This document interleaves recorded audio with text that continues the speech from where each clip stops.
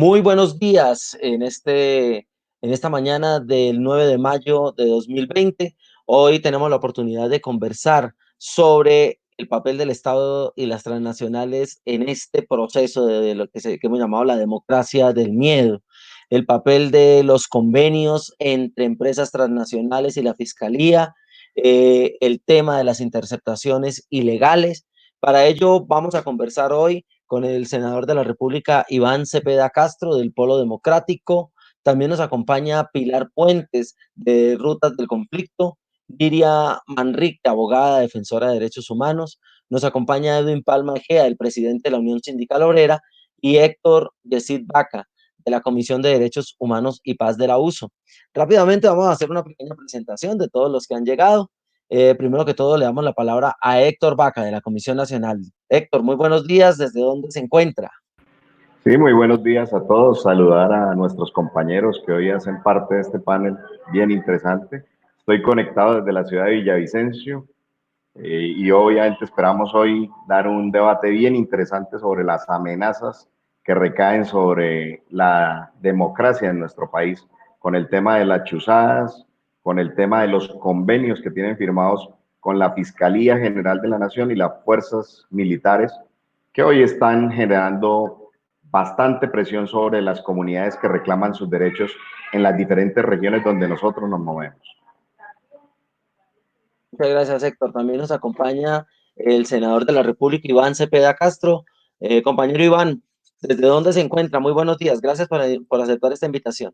Bueno, primero un agradecimiento a la Unión Sindical Obrera y por supuesto a cada una de las personas que está en este panel, y estoy en mi apartamento trabajando a través de estos medios virtuales con mucha intensidad y protegiéndonos de las pandemias. No es una sola, sino son varias. Entonces, haciendo todo lo posible para también de manera muy solidaria poder ayudar a tantos colombianos y colombianas que tienen una situación muy difícil hoy en todo el país. Así es, sí, señor. Está con nosotros Edwin Palma, presidente de la Unión Sindical Obrera. Edwin, muy buenos días. ¿Desde dónde nos vemos hoy? Muy buenos días. Hoy, como desde que inició la cuarentena, desde Barrancabermeja, aquí un cordial saludo para todos los panelistas. Gracias por aceptar esta invitación, y a quienes nos están viendo y escuchando a esta hora de la mañana, un feliz sábado. Y bueno, esto es un tema que nos inquieta a todos, que aquí como un escándalo tapa otro, pues la idea es que no dejemos que entre en el olvido, sino que lo tengamos vigente y podamos exigir responsabilidades. Entonces, sobre eso vamos a conversar. Gracias, Mauricio. Bien, está con nosotros Pilar Puentes, de Ruta del Conflicto. Buenos días, muchas gracias por la invitación. Aquí un poco a mostrar nuestra investigación, que duramos 8 meses haciéndola. Y esto no es una investigación no solo de Rutas del Conflicto, sino también de la Liga contra el Silencio. Muchas gracias, sí, señora. Y está con nosotros la abogada Liria Manrique. Liria, ¿cómo me le va? ¿Dónde anda usted en este momento? Buenos días, compañeros, compañera Pilar. Yo estoy desde Bogotá. Un saludo muy especial a mis dos compañeros de la Unión Sindical Obrera, a Pilar, que tuve el gusto de conocerla cuando estaba haciendo el ejercicio de construcción de la investigación, y al senador Iván Cepeda. A todos y todas las que se conectan un sábado para discutir sobre estos temas, bienvenidos, esperamos poderles aportar. Bueno, Edwin, pues la idea es que aquí conversemos, ¿no? Sobre todo, ¿no? Vamos a iniciar hablando sobre este contexto de recurrente antidemocracia, de esta situación de confinamiento que al final ha servido para incrementar las medidas autoritarias. Al respecto de eso, pues la idea es que podamos ir conversando todos sobre estos temas, pero quisiera que empezáramos a hablar de eso, del contexto en el que nos encontramos en este momento, no solamente a propósito de la pandemia, sino aprovechando más bien la pandemia para incrementar las medidas antidemocráticas. Entonces, Edwin. Bueno, sí, como usted bien lo señala, hace 8 días estábamos incluso conversando también en un panel como estos, muy importante, muy interesante, sobre la amenaza que recae sobre la democracia. Es decir, vemos ya medidas que rayan con dictaduras, vemos intromisiones o impedimentos para que el Congreso sesione, vemos intervenciones incluso en la rama judicial, el mismo nombramiento del fiscal general de la Nación como a un amigo íntimo pues del presidente de la República. Y bueno, en ese contexto la democracia aparece precisamente en un 1 de mayo, es decir, un día de los trabajadores y en un día de la libertad de expresión, esta noticia que a todos pues no nos sorprendió, porque realmente pues venimos de capítulo de chuzadas en chuzadas. Sabemos que esta es la tercera época o la tercera temporada del gobierno de Uribe, y sin embargo, pues, pero sí nos sorprende en el momento en que se emite, porque no solamente en el marco del Día de los Trabajadores, sino en el marco del Día de la Libertad de Expresión.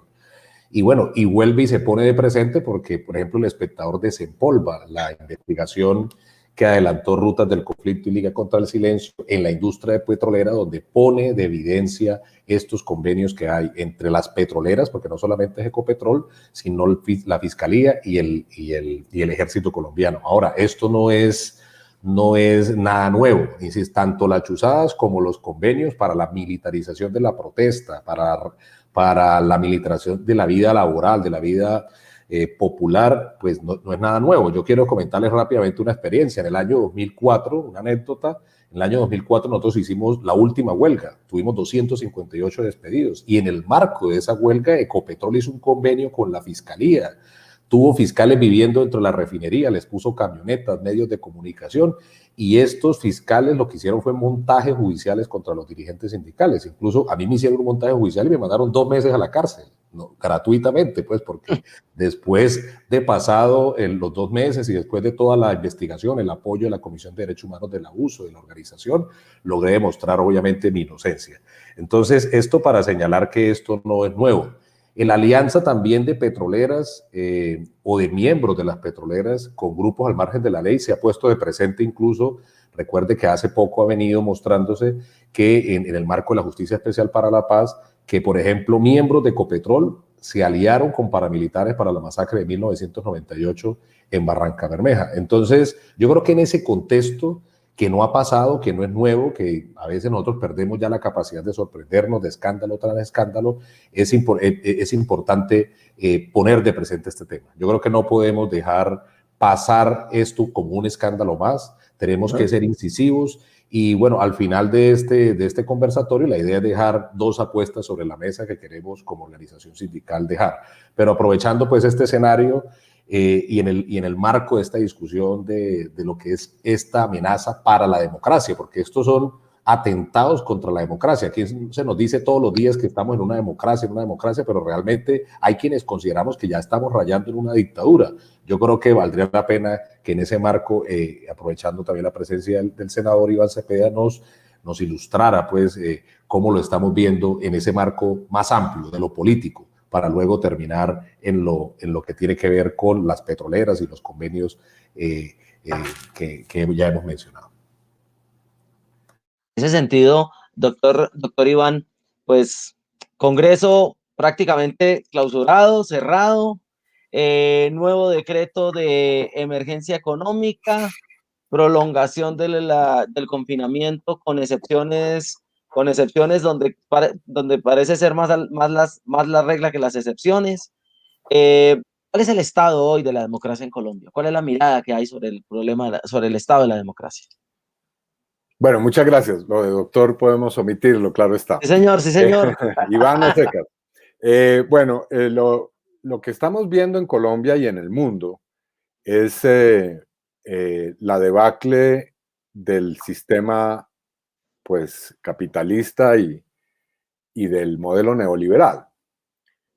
Obviamente aquí hay que decir que no es el fin del modelo y mucho menos del sistema, pero sí es una crisis muy profunda, estructural, que muestra que al mismo tiempo es un modelo y un sistema frágil.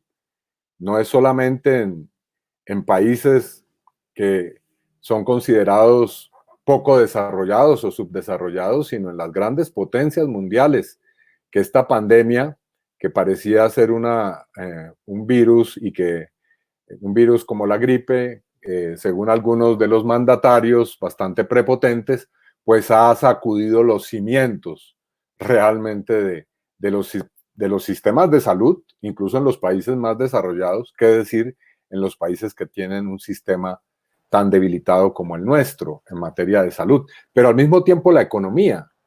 Y obviamente la respuesta a esa gran crisis, a esa emergencia que es la primera en la historia de la humanidad de carácter global, eso es muy importante subrayarlo, pues obviamente tiene el carácter de ser también una oportunidad para que las fuerzas que queremos el cambio podamos incentivar las transformaciones que hemos venido luchando desde hace tanto tiempo, pero también una oportunidad para los sectores del capital, de la extrema derecha, más antidemocráticos. Hay una autora que recomiendo que se llama Naomi Klein, que dice que el capitalismo también es un capitalismo del desastre. Eso significa que en las grandes catástrofes naturales o en estas emergencias sanitarias también se aprovecha para hacer grandes negocios, para cerrar la democracia, para imponer modelos de vida y de economía y de política. Y eso es lo que estamos viendo. Se ha declarado un estado de excepción. En ese estado de excepción, un régimen que es presidencialista, que tiene tanta concentración en el poder presidencial, se ha convertido en un régimen hiperpresidencialista, es decir, que ahora prácticamente el Congreso está en una situación precaria de control político, que estamos tratando de corregir los sectores de oposición. Las cortes están trabajando a media máquina y ya un régimen que tenía tantos problemas para garantizar los derechos y garantías democráticas, pues se cierra todavía más. Ahora, podemos hablar en extenso, pero no voy a copar mucho tiempo con esta primera intervención, pero yo diría que, y destacaría que hay que entender muy bien cuáles son los objetivos políticos, estratégicos que se persiguen. Por supuesto, superar la crisis del uribismo, intentar superarla, maquillar la imagen desvencijada del presidente Duque, cosa que creo que será imposible, buscar sanar la situación judicial del senador Uribe, buscando su impunidad eterna, fragilizar el proceso de paz, golpear a Venezuela a través de operaciones de toda índole, legales e ilegales, en la frontera, con la ayuda de Estados Unidos. Pero, y esto es muy importante para el movimiento sindical y para todos nosotros, también imponer lo peor, las peores reformas o contrarreformas económicas. Lo que estamos viendo es una andanada de decretos. Si fueron pésimos los primeros, los segundos que vienen ahora van a ser absolutamente regresivos. Una reforma laboral de facto, un empobrecimiento salvaje de los sectores más fragilizados de la población, a costa de buscar que las grandes corporaciones no vayan a quebrarse, o peor aún, que el sistema bancario, por ejemplo, obtenga algunas ganancias en este momento de tanta emergencia económica y social. Así que de fondo hay el intento por salvar el modelo y de alguna manera recrudecerlo. Así que este asunto de la democracia está en el corazón hoy. Democracia, paz, libertad de expresión, movilización social. Ayer tuvimos una reunión, y con esto cierro, con el Comité del Paro, y les proponíamos a los compañeros y compañeras que así como se reactiva poco a poco a la economía, con todos los cuidados que hay que tener, reactivemos la protesta, la movilización. Bueno, salgamos encapuchados ahora sí legalmente, es decir, con el rostro cubierto, pero por tapabocas y mascarillas, con el distanciamiento necesario. Si no se puede, cosas de movilizaciones o plantones de más de 50 personas, pues hagámoslo con 49 en distintas partes del país, pero activémonos, porque lo que está ocurriendo es que hay, como lo decía, varias pandemias simultáneamente. Sí, ciertamente. Y es clave como la imagen de un presidente que estaba por el suelo, con una impopularidad terrible, una impopularidad gigantesca, aparezca ahora en encuestas, como usted lo dice, con esa imagen desvencijada que difícilmente va a lograr recuperarse toda, pero sin embargo las encuestas muestran de cierta manera un crecimiento de esa imagen, ¿no? Del miedo como fórmula para mantener el control del Estado, de la gente, esa fórmula del miedo ha sido muy utilizada por los gobiernos autoritarios y sobre todo por este fenómeno del uribismo. Al final el miedo se convierte en un aliado fundamental en los proyectos autoritarios. ¿Qué opina usted, senador Cepeda?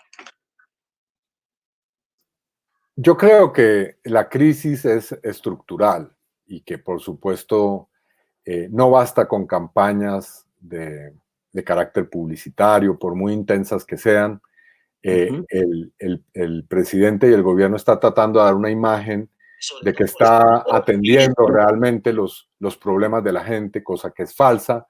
Esos programas que se denominan de ingreso solidario son absolutamente insuficientes, miserabilistas, no resuelven los problemas de la gente, y así que cualquier alza de la subpopularidad del presidente en este momento es, a mi modo de ver, un hecho totalmente pasajero, porque lo que está ocurriendo por fuera de nuestro confinamiento es terrible. Es decir, el mundo que vamos a encontrar quienes no hemos salido, no hemos tenido que salir de nuestras casas durante estos días, vamos a encontrar una realidad totalmente distinta. Vamos a verle la cara a lo que es la pobreza y la necesidad que tiene la gente que no tiene cómo resolver los problemas en el confinamiento. Y eso va a tener una repercusión muy grave, así que a mi modo de ver, quien crea que esas encuestas que arrojan una momentánea alza de buena imagen del presidente significa un cambio político, se equivoca. Y lo que hay es que organizarse, hay que reflexionar, hay que preparar muy bien todas las fuerzas sociales para provocar los cambios que requerimos hoy en Colombia y en el mundo, urgentemente.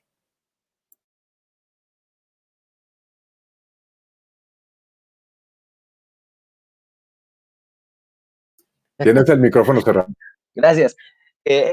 A Edwin y los demás compañeros, quiero aprovechar para que saludemos a las personas que están conectadas en este momento a la transmisión de Facebook Live a través de la página de Facebook de la Comisión de Derechos Humanos y Paz de la USO y también a través de la Red de Activismo Judicial Territorial. Muchas gracias a todos ustedes. Ahí vamos a tener comentarios, vamos a ir respondiendo los comentarios. Nos están saludando desde Barranca Bermeja, nos saludan desde Yopal, nos saludan desde el Meta, el corregimiento del centro, en Bogotá también, saludan a la presencia del compañero Iván Cepeda en este diálogo. Gracias a todos y a todas los que se están conectando, los que están vinculándose a esta transmisión a través del Facebook Live. Los invitamos también a que nos acompañen compartiendo la transmisión y acompañándonos con el hashtag Duque No Más Chuzadas, para que ayudemos a hacerle bombo a que se pare este comportamiento. Bueno, en ese contexto de antidemocracia, de autoritarismo, donde efectivamente la movilización quedó suspendida pero no clausurada, Edwin, viene una nueva etapa, ¿no? Cómo pelear en este contexto, ¿no? Cómo desarrollar nuestras luchas y cómo empezar de nuevo a calentar motores, porque habrá que volver a la protesta, habrá que volver a las calles antes de, en el marco de esta situación, ¿cierto? Yo creo que lo que está haciendo la protesta, también como estamos haciendo todos, porque hay un término que se está volviendo, incluso en ocasiones ya no lo aguantamos más, el reinventando. Nosotros, la protesta también tendrá que reinventarse, buscar otras formas, buscar otros desplazamientos. Incluso siempre me gusta mencionar al profesor Marcio Tulio Viana cuando habla de que la huelga, por ejemplo, del sector obrero está en crisis y que por eso debe ir migrando hacia el boicot para convivir entre el boicot y la huelga. Yo creo que hoy las redes sociales nos permiten rediseñar esa forma de protesta, sin perjuicio de la propuesta que ha planteado aquí Iván, que se hizo ayer en el marco del Comité de Paro. Claro, tenemos que volver a las calles, ese es nuestro escenario, la protesta, el mitin, el bloqueo, la barricada, la huelga. Pero bueno, eso nos toca ahí progresivamente. Mientras tanto, nosotros logramos, por ejemplo, en el marco de la Asamblea Nacional de Accionistas de Ecopetrol, volver tendencia a un hashtag que se llamó masacre laboral y pudimos posicionar la masacre laboral que generó Ecopetrol en sus empresas tercerizadoras. Entonces, yo creo que estamos en reinvención permanente y ahí tenemos que sacar nuestra mayor creatividad, nuestra nuestro mayor ingenio para volver de esta crisis, como también lo dijo Iván, una oportunidad para hacer unas cosas de forma diferente. Yo creo que, por ejemplo, en el marco de este tema concretamente, tenemos que poner en la agenda esa consigna de sacar el petróleo de la guerra. Tenemos que poner esa consigna. Yo creo que podemos suscribir un documento en muchas organizaciones, ponerlo en la agenda. Ya, por ejemplo, la ANDI nos sorprendió esta mañana. Ya la ANDI le propuso al gobierno que en el marco de las facultades excepcionales se pidiera pagar la prima en plazos a 6 meses. Entonces nosotros tenemos que poner temas en la agenda.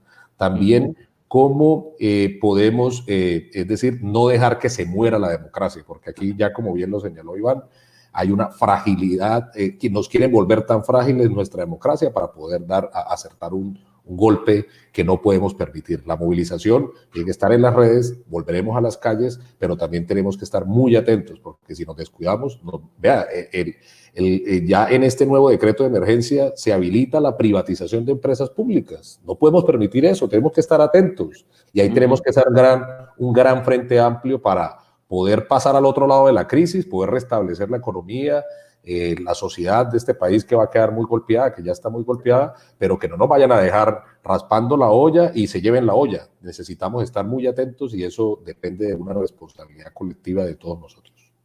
Y el Estado lo sabe y salió a invertir 9.000 millones de pesos ¿cómo se llamaría eso? En herramientas de trabajo para el personal del SMAT, ¿no?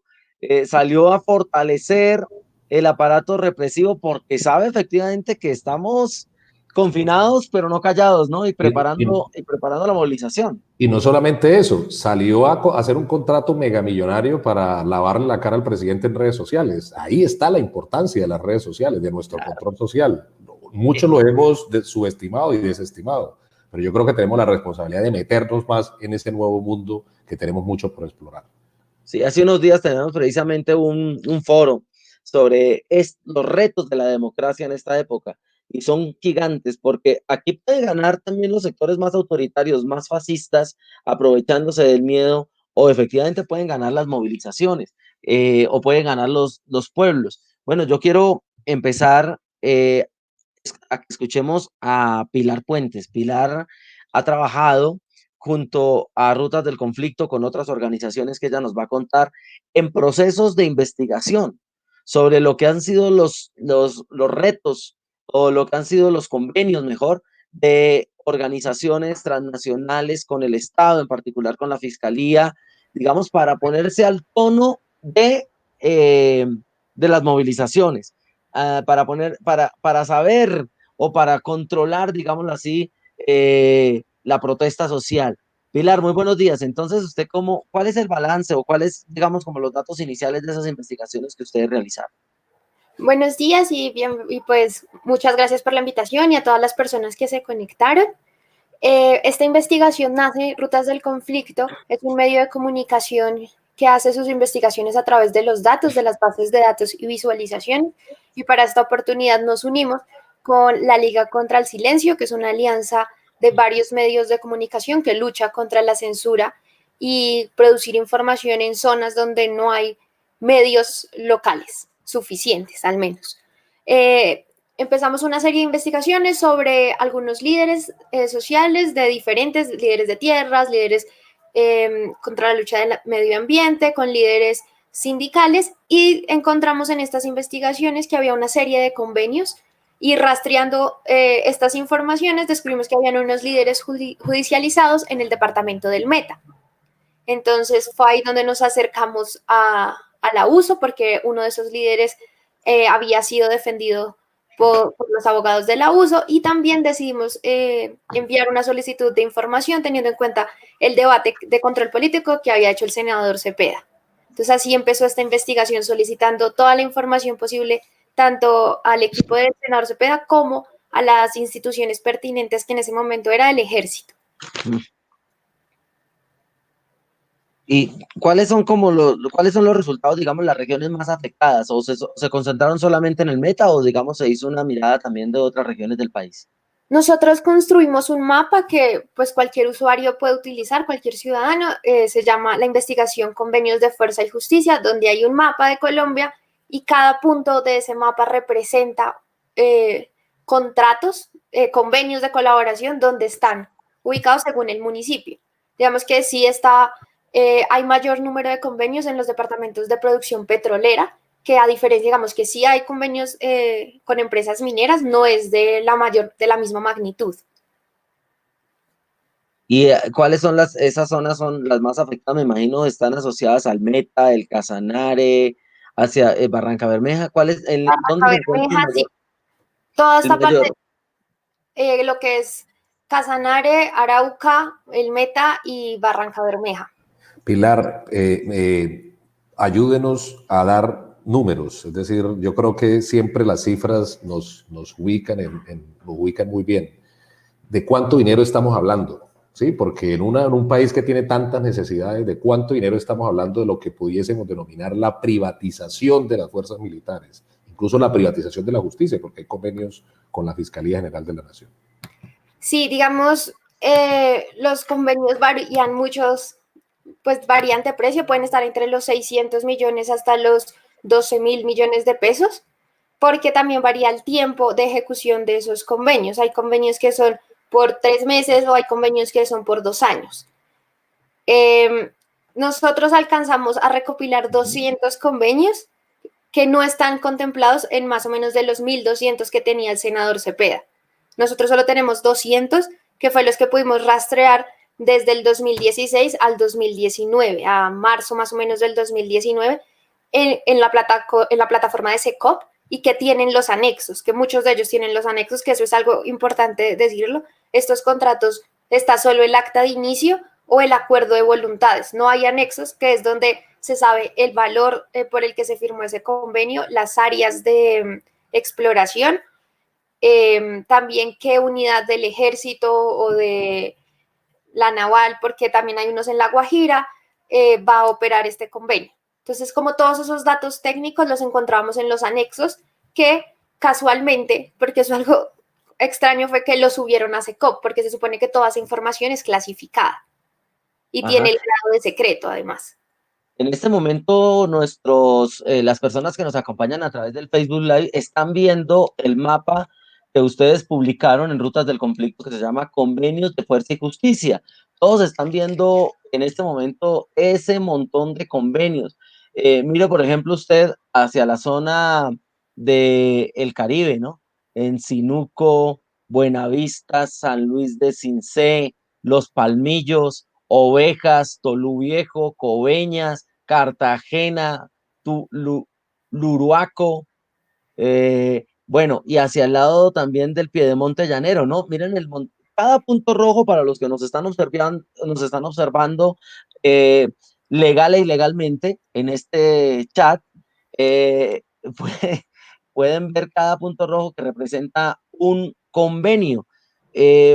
¿Podemos tener un dato más o menos cercano de cuánto puede costar un convenio de estos entre empresas, fiscalía o ejército o policía para la protección de esa infraestructura? ¿Podríamos tener más o menos un dato promedio de cuánto puede costar, Pilar?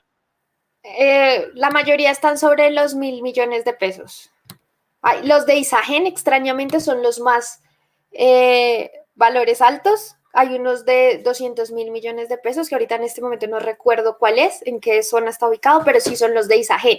Ecopetrol, la diferencia tiene, pues, variados, los que les digo, hay unos de 600 millones, pero tiene más que Isagen en números de convenios.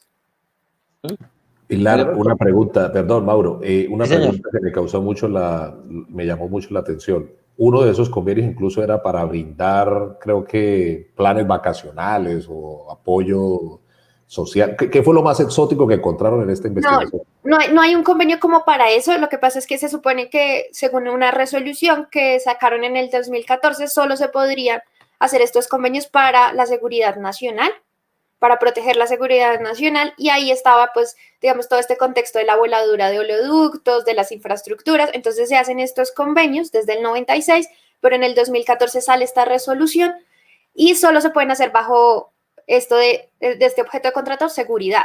Pero cuando uno ya ve las actas de liquidación, que es, digamos, donde está desgregado todo el dinero que se gastaron, nos damos cuenta que hay rubros para etiquetes para militares, para los militares, también hay para... Algo llamativo fue que ellos lo catalogan como bienestar espiritual y es la remodelación de las capillas dentro de los batallones.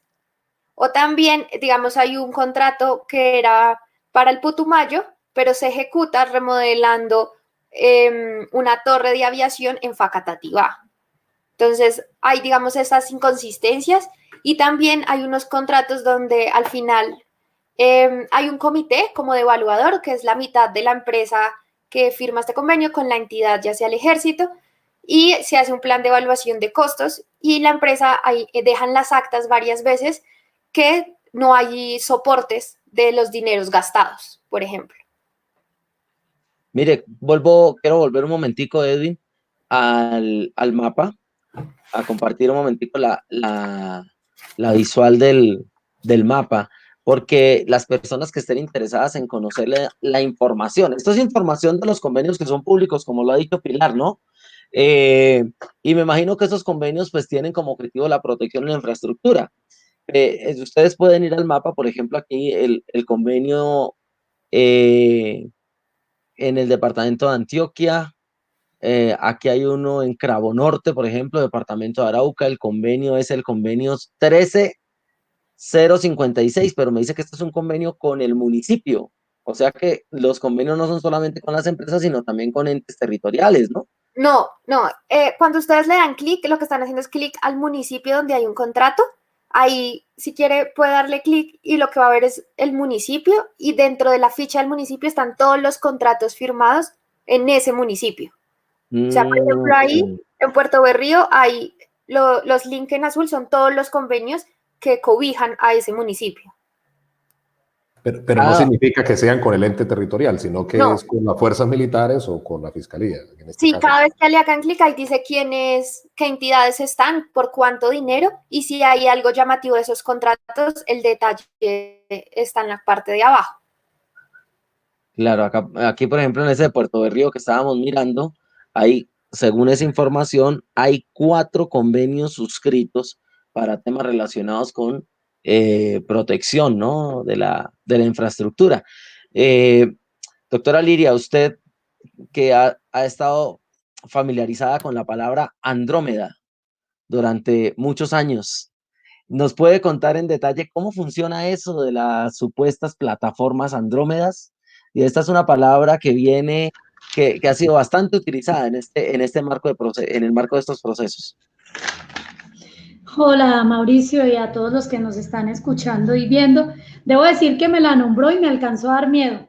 Y de recordar, precisamente quería iniciar por ahí porque digamos que como lo muestra Rutas del Conflicto, los convenios realmente que se suscriben con la Fiscalía inician en el año 2011 y al departamento del Meta, que eso es digamos una de las regiones que Ruta estudia, llegan hasta el 2013, pero nosotros venimos con un antecedente digamos, demasiado importante, que es el tema del campo, la reversión del campo de Rubiales, las movilizaciones obreras en el año 2011 en Campo Rubiales. Y en ese contexto, en un contexto en que se dispara la judicialización, en un contexto en el que a la Unión Sindical Obrera le despiden 3.003 trabajadores afiliados en el campo petrolero, nosotros nos empezamos a enterar de la existencia de las interceptaciones y las perfilaciones de los dirigentes sindicales y de las personas que participaban en la movilización.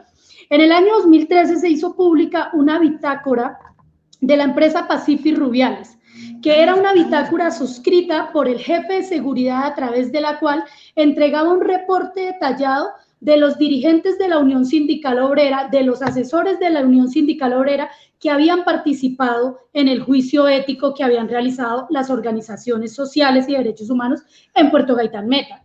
En ese contexto, y estamos hablando en un contexto de muchísima violencia, en el que nosotros como uso llegamos a tener 65 detenidos del campo petrolero de Rubiales, en el que padecimos en diciembre del 2012 el asesinato de Milton Rivas, que fue a plena luz del día de 17 tiros, un afiliado de la organización sindical.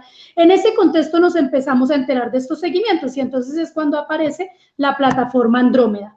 ¿Por qué nos enteramos de que existe Andrómeda y que la misma tiene recursos inyectados por parte de Pacific Rubiales?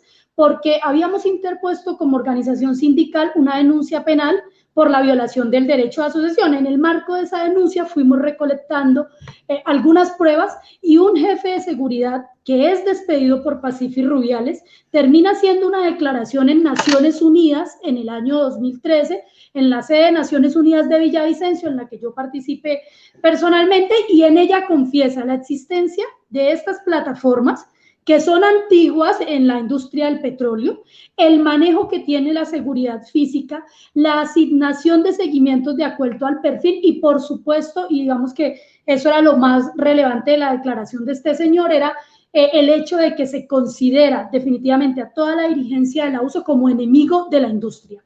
Es decir, las buenas relaciones que normalmente se venden cuando hay un tratamiento formal entre la empresa y el sindicalismo realmente no lo piensan ellos internamente, dan un tratamiento de enemigo, perfilan, siguen, chuzas, esto es histórico. Y como les acabo de decir, pues incluso anterior de la suscripción formal de los convenios ya venían haciéndose acciones de seguimiento en esta región. Sí, yo quiero, Liria, si me permite, mostrar un momentico esto de la información de mapas del conflicto. Mire, esta es la información del municipio de Puerto Gaitán. Mire la cantidad de convenios. Yo no sé cuál, 1, 2, 3, 4, 5, 6, 7, 8, 9, 10, 11, 12, 13, 14, son como 20 convenios. Y quiero preguntarle en particular, esos convenios están asociados a la protección de la infraestructura, a la seguridad y esas cosas, pero en concreto, ¿cuál es el papel de la Fiscalía? ¿Qué hace la Fiscalía en un convenio de estos con una empresa transnacional? Si se supone que la Fiscalía, yo no soy penalista, pero se supone que la Fiscalía tiene un rol de neutralidad que le garantice tener una visión absolutamente transparente de los procesos judiciales. ¿Cuál es el rol de la Fiscalía en estos convenios, doctora Liria? Bueno, miren, esto realmente es totalmente nefasto y vuelvo y digo, incluso antes de la existencia de las SEDAS. Voy a poner un ejemplo, un caso que además fue estudiado por Rutas del Conflicto, que fue la judicialización de Héctor Sánchez y otros dos afiliados de la USO en el año 2012. En ese año, por asignación especial que hiciera en ese momento el fiscal general, que era Montealegre, se le entregó a una fiscal local de Bogotá, en el contexto de los compromisos de derechos humanos y con la OIT, se le entregaron todas las investigaciones de la USO. Y se le pidió que tanto investigaciones donde la USO era perseguida como victimario y donde aparecían como víctimas, ella las movilizara. El resultado de esto fue una audiencia en la que la fiscal 239 local de Bogotá termina mostrando la junta directiva de la USO, proyectándola en audiencia a través de un videobeat, como el organigrama de una estructura criminal. O sea, presentando la presidencia de la USO y los demás cargos para demostrar que Héctor Sánchez, al ser afiliado del sindicato, pertenecía a una organización criminal. Y estamos hablando de un proceso del año 2012. La EDA aparece realmente en el departamento del Meta a partir del 2013. Y es cuando empezamos a notar unos cambios sustanciales. ¿Cuáles son? ¿Cuál es el papel que cumple la Fiscalía? Primero, hay una intención muy profunda de desnaturalizar todo lo que tiene que ver con la protesta social y los derechos de asociación. Es decir, se imputan cargos en el marco de reconocer que existieron movilizaciones previo incumplimiento de las empresas petroleras, pero se imputan cargos desproporcionados. Estamos refiriéndonos que a partir del año 2013 las imputaciones variaron a delitos como el terrorismo, como el homicidio en grado de tentativa, como el secuestro, es decir, había una total desproporción de los cargos. ¿Cuál es la intención de esto? Impactar el operador judicial, es decir, no da igual si yo como fiscalía llevo a una persona y reconozco que está haciendo una movilización, así se lo vendo al juez como un verdadero terrorista. ¿Qué es lo que sucede con esto? Y Pilar me puede reforzar. Que en el marco del convenio que se suscribió para crear las SEDAS, se estableció la entrega de unos informes mensuales a las petroleras. Eso en la práctica, ¿qué conlleva? A que primero la empresa, incluso que el mismo fiscal se entera de cuál es el resultado de la Fiscalía en los territorios. ¿Y cómo se cuenta esto? Pues como el mismo fiscal en el año 2013 lo vendía en un comunicado público que se llamaba Fiscalía crea nuevas estructuras de apoyo, hablando de la EDA, y entonces dicen, tuvimos 803 imputaciones y 934 detenciones. ¿Cómo cuentan ellos el éxito de los procesos judiciales? Con las detenciones. Es decir, con demostrarle a la industria que el dinero que está aportando realmente está sirviendo porque está sacando un delincuente de la confrontación política, un delincuente a la manera de la percepción de la fiscalía. Y este es el otro elemento entonces, y es siempre que se dé la judicialización, van a intentar privar de la libertad. Esto es una generalidad. Las EDAs no intentan poner una medida de aseguramiento que no sea privativa de la libertad. Nosotros acabamos de asistir en Puerto Asís, Putumayo, unas audiencias también por la EDA de Puerto Asís, Putumayo, la 165, donde el único delito era la obstrucción a vías públicas, donde no había violencia, donde la misma fiscal reconoció que no se han presentado excesos y aún así la fiscal de la EDA pidió privar de la libertad los líderes sociales de la vereda Loro 8 del Putumayo. Es decir, la consigna para las petroleras es mi resultado es entregarle detenciones. Ese es el resultado. Compañero Iván, pues usted se ha dado cuenta con esta conversación y por las investigaciones que desde su equipo de trabajo en el Senado ha hecho durante varios años de este tipo de decisiones y de medidas. ¿Cuál es el alcance que las denuncias que ustedes han hecho al respecto de las violaciones de derechos humanos por parte de Estado, transnacionales, de la misma Fiscalía ha tenido? ¿Qué eco ha tenido eso al interior del Congreso de la República? Bueno, lo primero es que quiero señalar cuál es el espectro de toda esta problemática. Nosotros en el año 2014 comenzamos a investigar este asunto, que es un asunto muy difícil de investigar. Yo por eso quiero felicitar el trabajo que han hecho las compañeras, porque es realmente, yo he hecho debates muy difíciles en el Congreso, pero este es especialmente complejo, porque no hay tal publicidad de la información. Primer asunto que quiero señalar.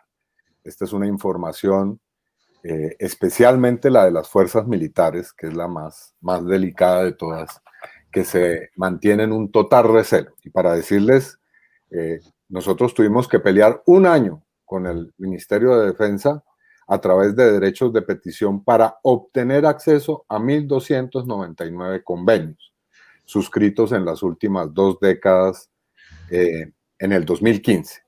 Es decir, comenzamos el trabajo en 2013, 2015 logramos, después de amenazar con acciones judiciales, que el ministerio nos permitiera tener acceso a la información.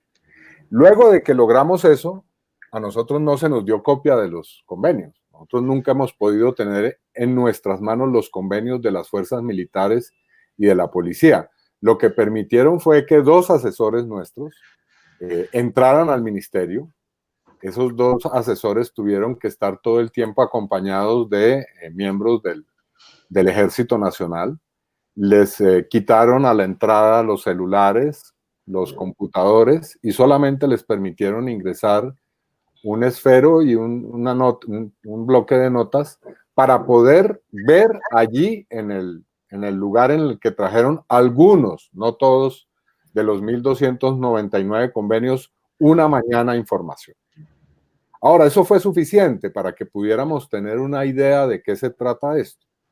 Pero por supuesto que la información es totalmente secreta y es celosamente guardada. Ahora, ¿de qué se trata esto? Esto se trata ni más ni menos que de la privatización de la fuerza pública, y con la investigación que ha hecho las rutas del conflicto y la Liga contra el Silencio, se demuestra que también es la privatización de la justicia. Es decir, se trata de que el ejército, la fuerza pública colombiana, termina estando al servicio de las empresas transnacionales. Y concretamente lo que ha surgido aquí es desde hace 2 décadas una política de seguridad del sector minero energético.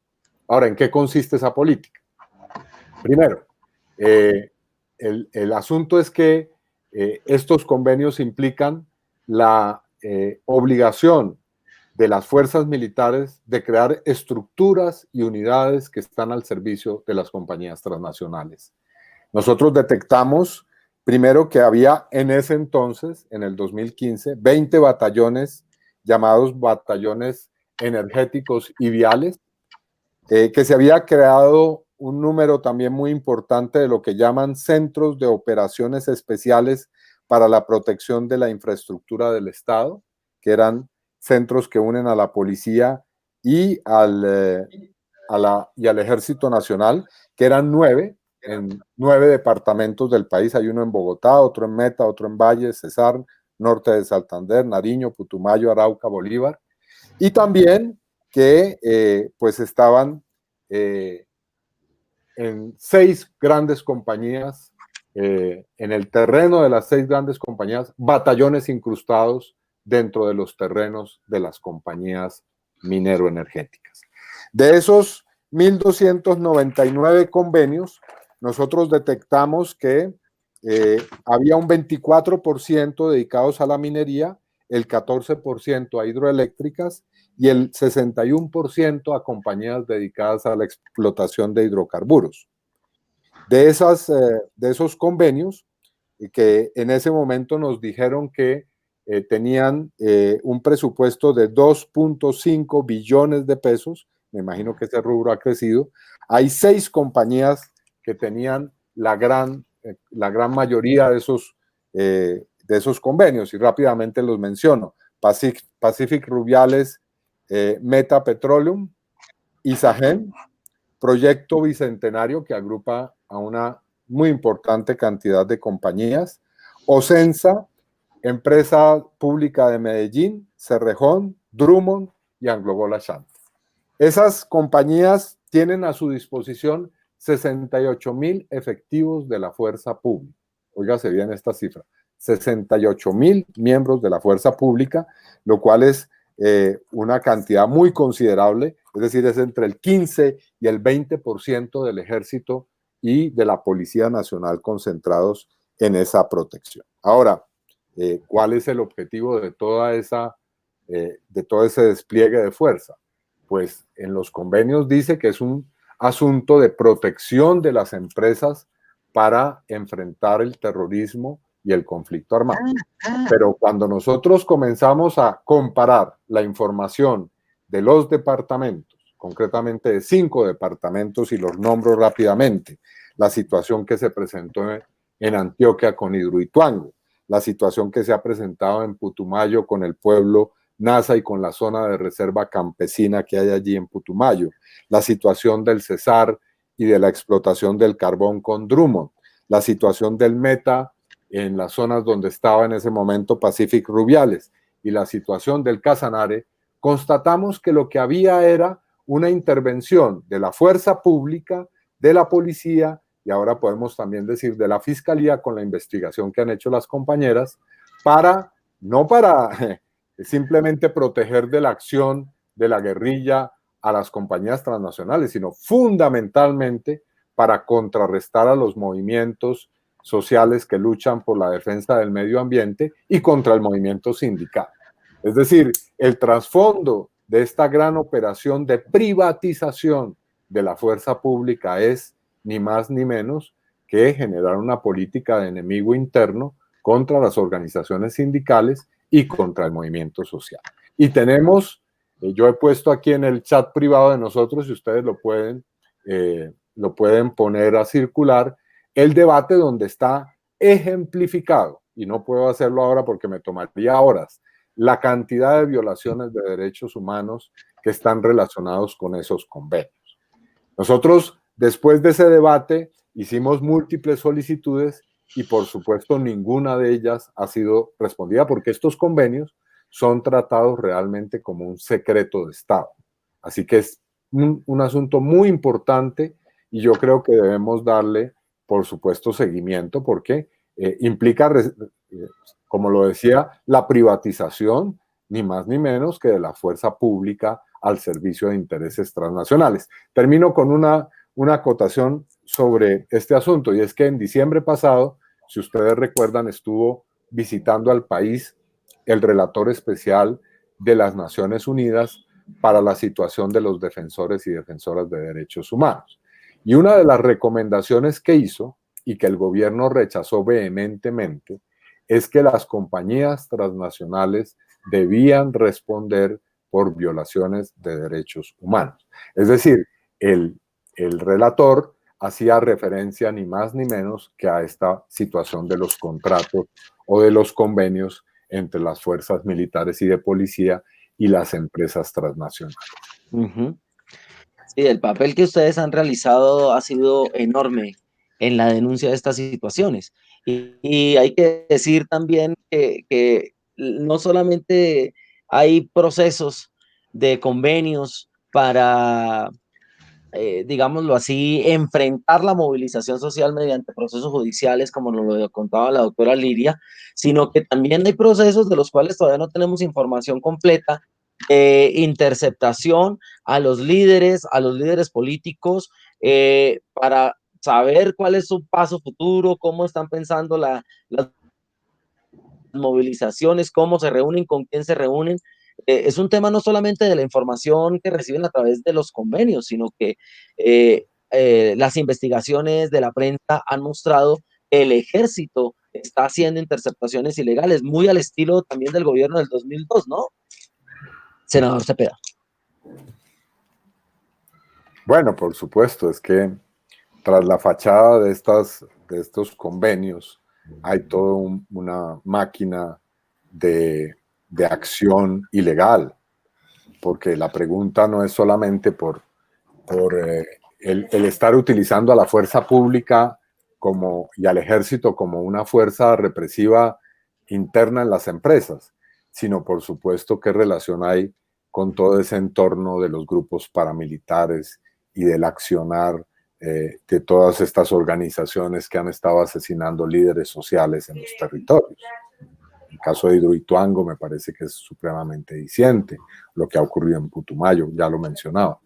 Y por supuesto, dentro de ese amplio espectro de acciones ilegales está esta cosa de la inteligencia militar, de la inteligencia de la fiscalía, la llamada inteligencia, que no es más que un aparato de utilización de información obtenida por vías ilegales contra el movimiento social y popular. Este escándalo que acaba de salir, bueno, escándalo se dice para denominar empresas criminales completas, es un asunto que tiene unas proporciones gigantescas, y yo quiero hacer una invitación muy cordial a que sigan la transmisión del debate que vamos a hacer el próximo miércoles con mis colegas Antonio Sanguino, Feliciano Valencia, Gustavo Bolívar, sobre lo que significa este nuevo aparato que ha sido denunciado, porque da cuenta de una amplísima gama de irregularidades dentro del Ejército Nacional.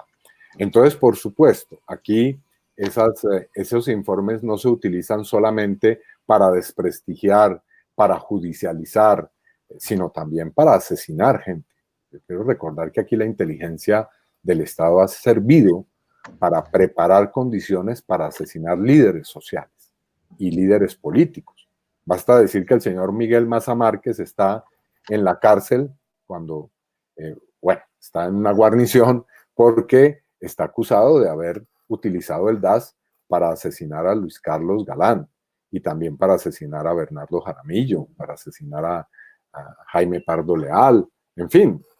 O después el señor Jorge Noguera, que terminó siendo acusado y condenado por el asesinato del profesor Alfredo Correa de Andrés, si ustedes se acuerdan. Y por supuesto que este nuevo aparato que hay, yo creo que no hay que desligarlo del asesinato de los líderes sociales, por supuesto. Esa es una pregunta que es totalmente válida. Así que aquí la inteligencia no se ha utilizado, como se dice, solamente para atacar al terrorismo, al narcotráfico, a las organizaciones rebeldes armadas, sino fundamentalmente, o como una de sus funciones fundamentales, para atacar, perseguir, difamar y asesinar a los líderes o a los miembros de las organizaciones sociales, sindicales, en muchos territorios y también nacionalmente, por supuesto.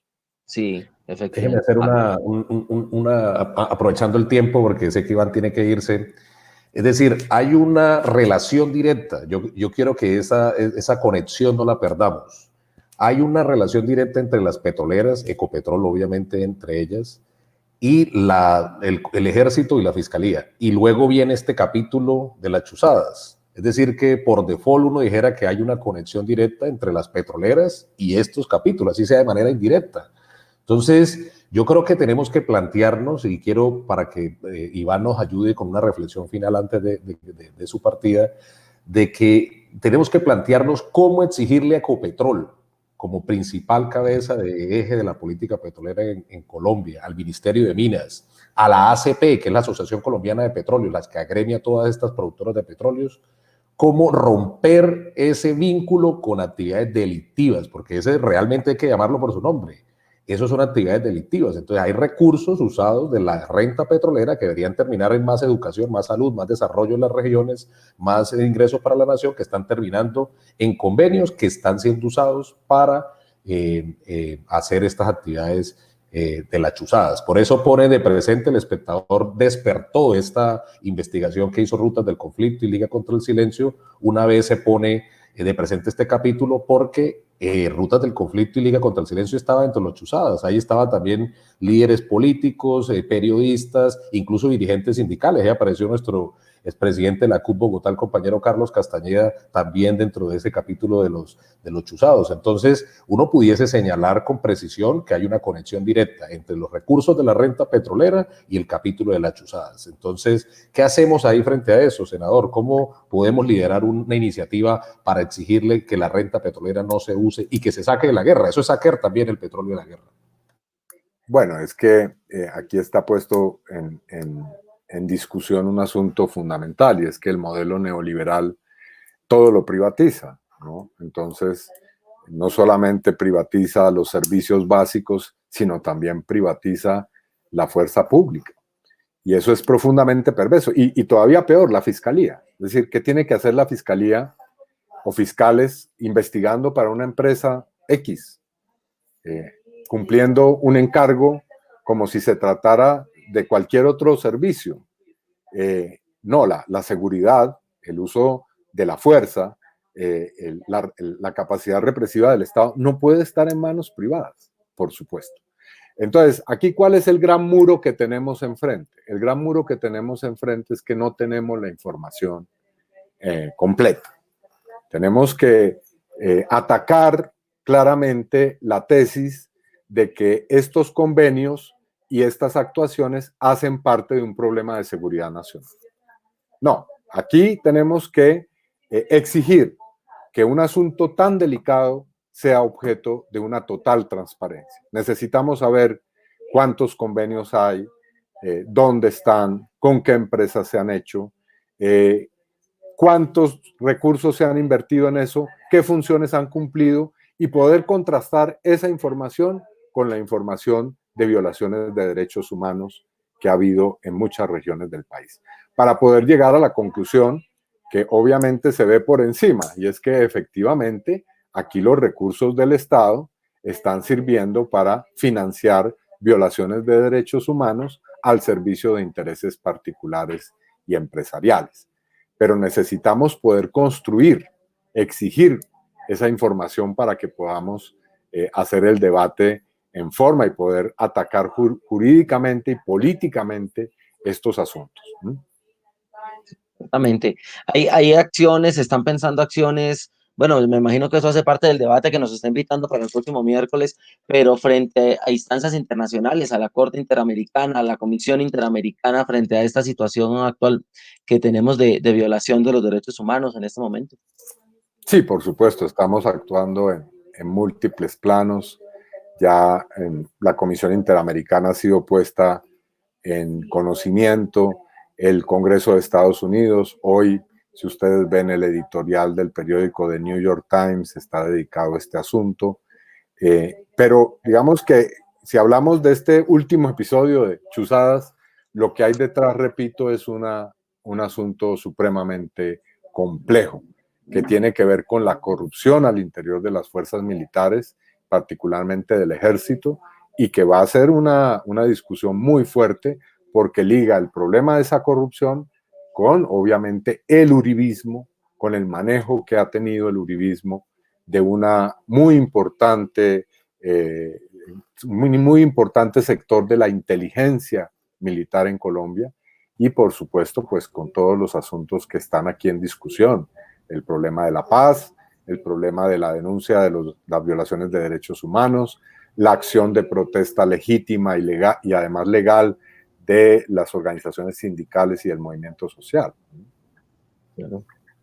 Ustedes me disculpan, Iván, el miércoles, sí, pero recuérdenos lo del miércoles. ¿A qué hora es? Miércoles estamos tratando de que comience a las 9 de la mañana y, por supuesto, por nuestras redes sociales vamos a difundir.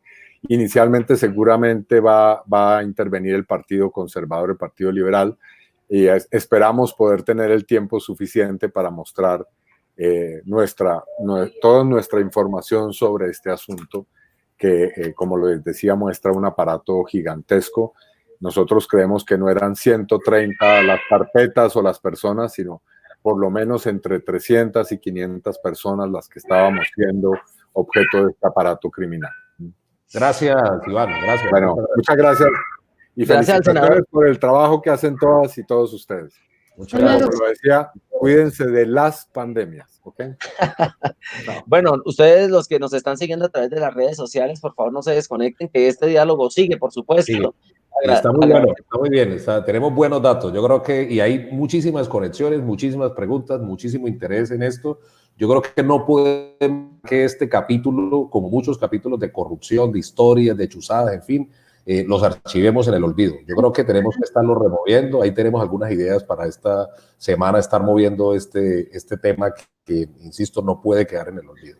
Entonces, aquí quedamos con un par de gran invitadas que nos van a seguir contando qué encontraron, qué vimos en estas investigaciones, cuál es su relación directa entre estos convenios y los ataques a la protesta social, a la protesta sindical.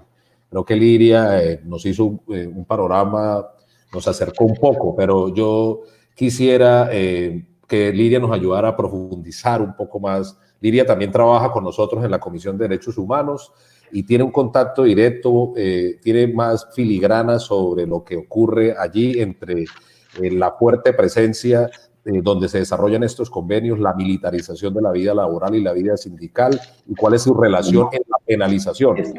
Lo que estamos viendo a través de la EDA y de este convenio con la Fiscalía es que donde hay protestas ciudadanas, donde hay movilización ciudadanas, hay una fuerte persecución, es decir, hay una fuerte actividad judicial. Actúan más rápido que en cualquier otra conducta delictiva. Mientras vemos cómo saquean este país a través de la corrupción, y allá se actúa a una velocidad muy lenta. Cuando hay protesta social y protesta sindical, estos convenios se activan rápidamente para perseguir a los líderes sociales. Entonces, que Liria nos ayude con esta información, datos, números de cuántas regiones donde han estado y cuál es ese nexo directo entre este convenio y la persecución de líderes sociales y sindicales en las regiones donde hacemos presencia.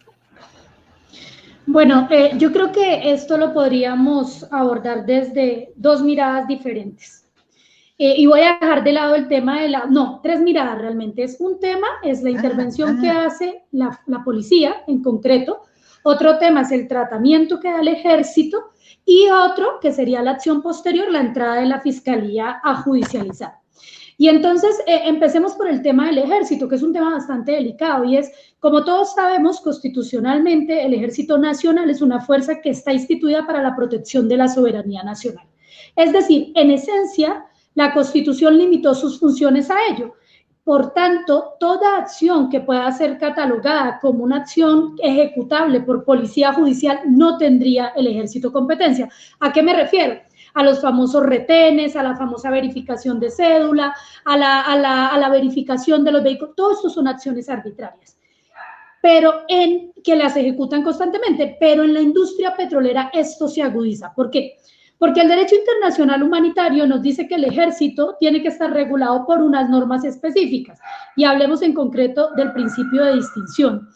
Esas normas obligan a que la fuerza militar esté lejos de la población civil. Y lo que tenemos en el marco de estos convenios, con la creación de batallones mineroenergéticos especiales para la infraestructura petrolera, es a los miembros del ejército comiendo en los mismos comedores que comen los trabajadores y las trabajadoras de la industria del petróleo.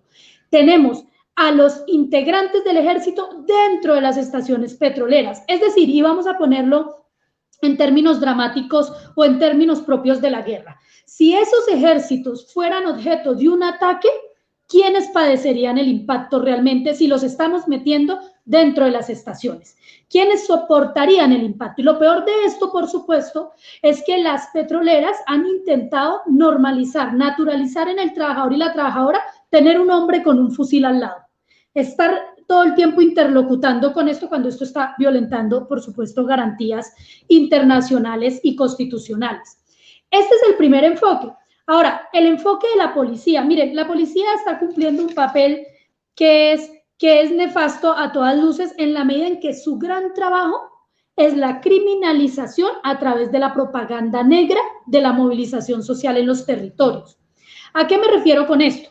Vuelvo a los dos ejemplos que puse hace un momento de los procesos de Castilla la Nueva, de los 7 líderes y lideresas judicializados, y el proceso de Puerto Asís Putumayo, donde también hay líderes y lideresas.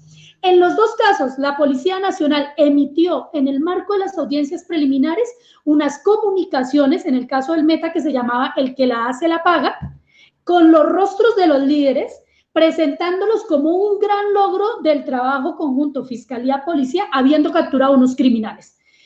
¿Cuál es el problemita de esto? Primero, que ese no es el trabajo de la policía, y segundo, que es que la presunción de inocencia está intacta. Y como ocurrió en el caso de los líderes de Castilla, terminaron saliendo en libertad. Por supuesto, siguen vinculados al proceso, pero están en libertad. Pues igual situación ocurrió en Putumayo.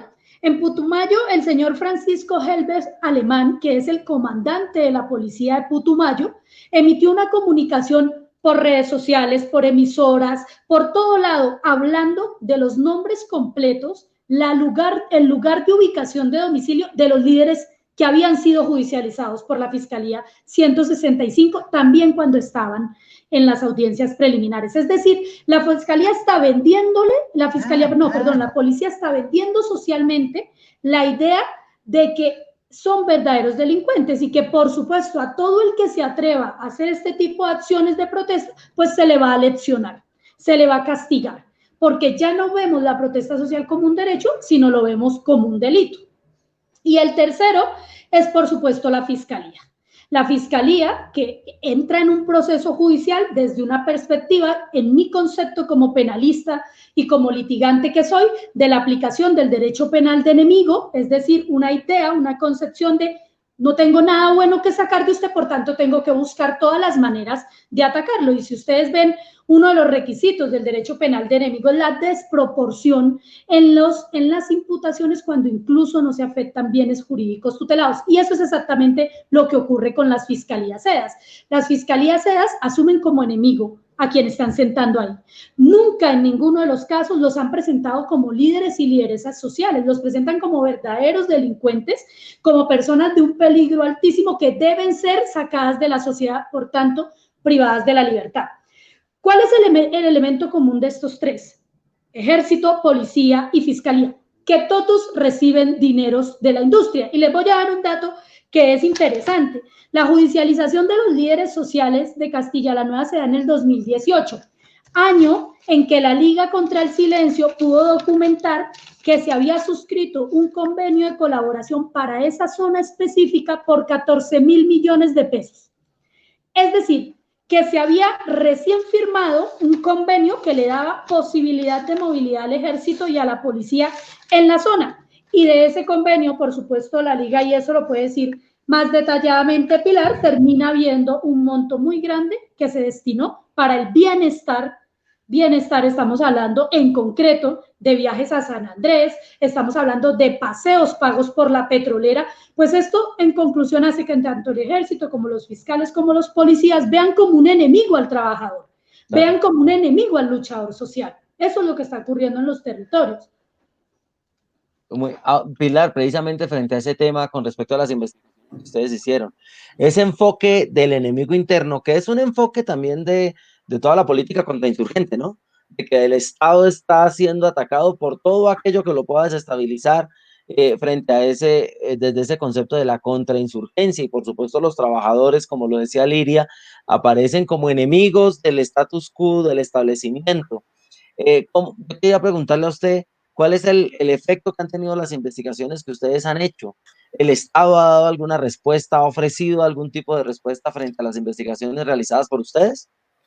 Sí, digamos que la investigación que nombra Liria fue nuestro primer acercamiento con los convenios. De ahí nace un poco la idea de, no es el primer convenio que existe y que está en Castilla la Nueva. Entonces ahí empezamos a investigar y pues ya encontramos todo lo que había hecho el senador Iván Cepeda, y después por eso decidimos hacer este mapa para que la gente tuviera acceso y que a partir de este mapa pues surgieran más investigaciones. Hemos tenido problemas, no sé, todavía digamos que eso está todavía en investigación, pero suponemos, y los indicios nos llevan a que esta investigación de convenios de Fuerza y Justicia fue la que nos puso en la mira del Ejército para estar en estas carpetas. Nosotros antes no habíamos tenido ningún problema de seguridad, y pues a partir de esta investigación lo creemos por varias cosas. Lo primero es que pues esto es información pública, y pues nosotros, ejerciendo el derecho de acceso a la información, interpusimos un derecho de petición que el Ejército no contestó. Por eso decidimos poner una tutela y empezar ya un proceso judicial que llevó a empezar un incidente de desacato con el entonces general Nicasio Martínez, que después fue declarado nulo porque ellos decidieron contestar antes del tiempo que había establecido el juez. Pero pues fue un camino largo de pedir estas informaciones que nosotros ya habíamos levantado por otro lado, pero sí creemos que esta investigación nos pone en la mira de la institución por pedir eso, por pedir información pública. Las instituciones sí han respondido, digamos, Ecopetrol respondió en su momento, que no sabe, pues eso ya es de evaluar si la respuesta satisface o no. Yo siento que Ecopetrol es una de las entidades, una de las empresas que responde ágilmente. La cosa es la calidad de las respuestas, pero cumple con el deber de responder al menos. Cuando le preguntamos precisamente por estos contratos, ellos dijeron que lo que ellos hacían, primero que ellos no veían ningún problema en que ellos estuvieran inscritos a estos convenios con Fiscalía o con el Ejército, que eso no afectaba las investigaciones contra los líderes, cuando vemos en la materia que sí pueden afectar. También les preguntamos a Isagen, ellos dijeron que hacían un mapa de estudios de riesgos de conflictos socioambientales y que ellos no veían ningún problema, pero estas entidades responden, estas empresas responden. También hay otra cosa que sí me parece pertinente aclarar, que hay una diferencia en cómo se hacen estos contratos. Los que van del Ministerio de Defensa a empresas son convenios de colaboración en los que la empresa da un dinero al Ejército, en su mayoría, mientras que con Fiscalía son tres entidades las que aportan. Es la Fiscalía aporta un dinero, la policía, el fondo rotatorio de la policía da otro dinero, y la empresa otro dinero con el que se hacen estas sedas. No es lo mismo que la empresa da todo el 100% a la Fiscalía, no, es como 33.3% que dan. La cosa es que el dinero de la que da las empresas es usado, como lo dice, digamos, esta investigación de los líderes del Meta, hasta para pago de servicios públicos, el mantenimiento de equipos de cómputo, peajes, pasajes terrestres, servicios de correspondencia, servicios generales, más que todo. Y pues hay una parte que es lo que hemos visto también con convenios con el Ejército, es esto de bienestar personal, que es lo que decía Liria de los tiquetes. Bueno, Edwin, pues usted comentaba ahora, a propósito también de la información que decía Liria, de Ejército y trabajadores en las mismas instalaciones. ¿Qué decirle a los trabajadores? ¿Cómo denunciar esta situación? Porque efectivamente aquí hay una violación de normas internacionales, de normas del derecho internacional humanitario, pero bueno, también es una norma, también hay una violación de las condiciones de seguridad de los trabajadores mismos, ¿no? Sí. Edwin, agreguémosle en el análisis que vas a hacer el papel que viene cumpliendo la policía y en algunos casos el Ejército, incluso suplantando la responsabilidad de la vigilancia privada en las empresas.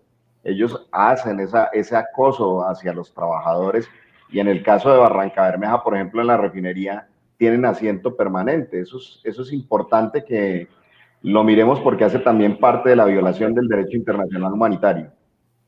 No, sí, yo creo que Liria lo explicó muy bien desde el punto de vista jurídico, dentro de las normas del derecho internacional humanitario, pero creo que eso ya se ha normalizado, se ha romantizado. Es decir, ya estamos acostumbrados a eso y no podemos acostumbrarnos a eso. No estoy diciendo que esté Señor, bien, estoy diciendo que no podemos exactamente. acostumbrarnos a eso. Porque como siempre ha sido así, entonces siempre he dicho, no, pero es que siempre ha sido así y hay interés superior de proteger la infraestructura, los bienes del Estado, en fin. Ahora, por eso, por tercera vez menciono, tenemos que hacer una campaña, siempre la hemos liderado, la uso siempre, pero creo que tenemos que ir más allá. Y con este capítulo tan nefasto para el país de las chuzadas, creo que tercera o cuarta temporada, porque son varias temporadas de chuzadas y algunas que no se habrán descubierto, porque pues esto también se debe precisamente a una labor investigativa, periodística muy valiente en un país en el que asesinan periodistas, líderes sociales, líderes sindicales, en fin. Creo que tenemos que seguir en esa campaña de sacar el petróleo de la guerra. Y sacar el petróleo de la guerra no es simplemente rechazar los atentados contra la infraestructura petrolera, sino dejar de usar recursos para esto. Ya lo había mencionado antes de que se fuera el senador Iván Cepeda. Es desmilitarizar la vida laboral, es sacar la fuerza pública de allí. Allí al interior de los campos petroleros y de las refinerías no hay delincuentes, somos trabajadores. ¿Cuál es nuestro pecado más juzgado? Levantarnos contra la injusticia laboral, reclamar los derechos, reivindicar mejores condiciones laborales, mejores condiciones de seguridad y salud en el trabajo. Ahí no hay ninguna presencia de ningún actor al margen de la ley, ni mucho menos de agentes terroristas para tener estos fuertes despliegues militares que ya los señaló el senador Iván Cepeda y que también ya lo mencionó Liria y que pues hace parte de lo que nosotros siempre hemos denominado la militarización de la vida laboral. Yo creo que estamos, es decir, este es el preciso momento en el que debemos empujar esa campaña hacia adelante, con más actores, claro, rechazando con vehemencia, que no quede duda de eso, con firmeza. Desde la Unión Sindical Obrera rechazamos con firmeza los atentados a la infraestructura petrolera. No puede haber vacilación ahí, no puede haber duda. Lo hacemos, pero de la misma forma queremos exigir que recursos de la renta petrolera que deben incluso terminar en más educación, en más salud, en mejores condiciones para las regiones, terminen en el ejército y en la fiscalía para perseguir trabajadores, dirigentes sindicales, dirigentes sociales, como aquí se ha quedado en evidencia, y para militarizar fuertemente las instalaciones. Yo creo que hoy esos recursos pudiesen terminar en mejores manos, en más ayudas, en más inversión social, en más desarrollo para las comunidades. Entonces, yo creo que estamos en el mejor momento de hacerlo y por eso bien la respuesta del senador, bien esta iniciativa que cae como anillo al dedo y bueno, y tenemos que seguirlo trabajando y estaremos ahí muy pendientes de la transmisión del debate el próximo miércoles, que creo que va a estar muy interesante. Y es bien importante recalcar algo que ha dicho Edwin, y es que no podemos normalizar esta situación de opresión, las situaciones de opresión. No podemos asumir que las situaciones de represión y de opresión son normales. No, no, no, no, no. Son situaciones de opresión continuadas, pero no tienen por qué ser normales en un Estado de Derecho.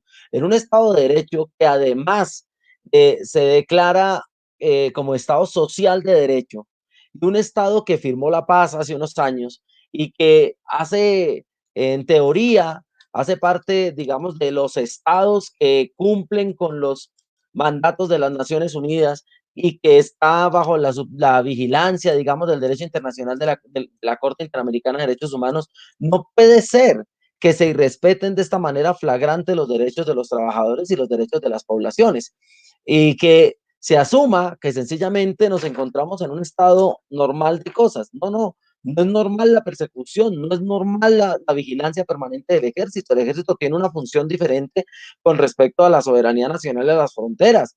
No puede ser que el ejército siga siendo la fuerza que se utiliza para detener la protesta social en Colombia.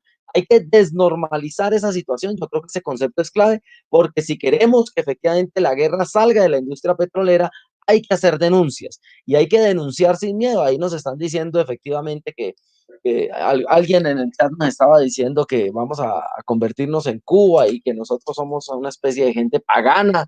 Bueno, acá hay de todo, no hay problema, pero los que estamos de este lado de la democracia estamos dispuestos a seguir luchando porque efectivamente el trabajo en Colombia se haga en condiciones de paz, que los obreros y las obreras en Colombia lo puedan hacer en condiciones de paz. Héctor, desde la Comisión de Derechos Humanos, ustedes han trabajado precisamente por impulsar la paz en los campos petroleros. ¿Qué acciones han realizado ustedes y qué proponen ustedes a los trabajadores para que efectivamente el sueño de la paz se materialice y la gente denuncie esas prácticas violentas y opresivas que se ven en la industria?